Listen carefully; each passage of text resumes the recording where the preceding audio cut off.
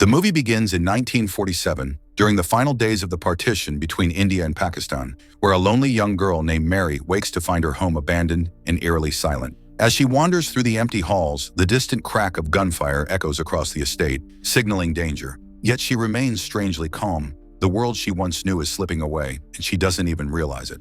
Mary tries distracting herself with stories she invents, tales of demons and kidnappings meant to soothe the fear she refuses to show. But by the next morning, her life officially fractures. Strangers arrive, telling her that her parents have died of cholera. She is swept into a refugee camp, where the harshness of reality replaces her once pampered life. Hungry, grieving, and defensive, she clashes with other children, refusing to accept this new world. Soon she's told she will be shipped off to England to live with an uncle she has never met.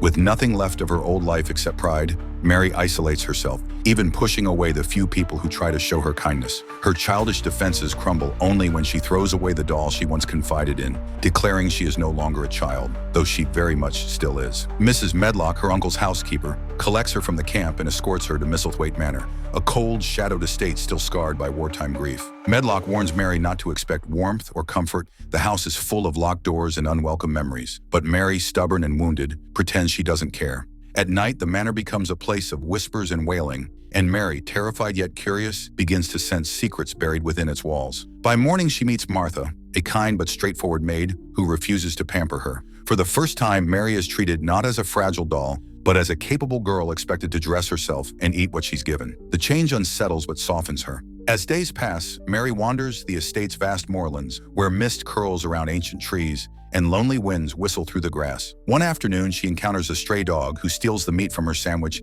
and disappears into the fog. She begins returning each day, leaving meat out until the dog finally accepts her presence. She names it Jemiah and finds comfort in its unexpected friendship. But the manor continues to haunt her nights. Mysterious crying echoes through the halls, and Mary becomes determined to uncover the source. During one late-night exploration, she discovers a hidden bedroom, and inside it, a frail boy named Colin, her cousin, who has been kept isolated his entire life under the belief that he is too sick to live normally. Colin, believing he is cursed like his deceased mother, pushes Mary away at first, but she challenges him, telling him her own tragedies, and the two slowly thaw toward each other. They bond over shared loneliness, shared grief, and shared rebellion against the adults who think they're too fragile to understand pain. Mary's curiosity soon leads her to a forbidden room filled with her Aunt Grace's belongings, dresses, jewelry, photographs, and relics untouched since her death. These treasures pull Mary deeper into a past intertwined with her own mother's, revealing a closeness she never knew existed. It is here that Mary discovers the first clues about a legendary garden hidden somewhere on the estate.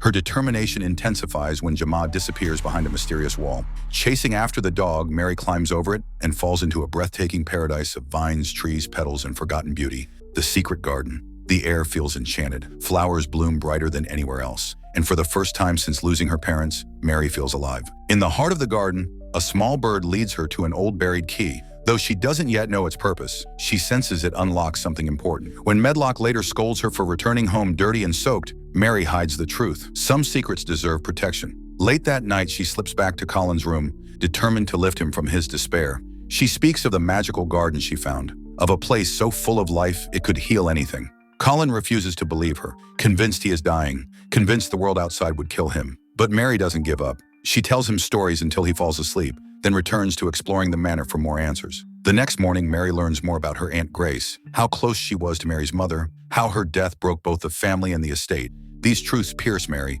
forcing her to confront memories she long buried about her own mother's decline. For the first time, Mary's grief becomes real, not something she pushes away. On the moors, she finally corners Dickon, Martha's nature-loving brother, who has been avoiding her. Together, they return to the garden, where he helps treat Jemiah's injured leg. Dickon sees the place with awe, declaring what Mary already knows in her heart. This garden is alive in ways most people wouldn't understand. Mary can't keep the wonder to herself. Determined to open Colin's world, she wheels him into Grace's old room, showing him evidence that he once walked in the secret garden as a child. Colin denies it, insisting he is cursed. But in a twist of fate, Mary realizes he does not have the hunchback he fears. Only fear itself has kept him immobile. The next day, Jemiah is suddenly healed, bounding through the garden with renewed strength. Dickon and Mary take this as proof of the garden's magic.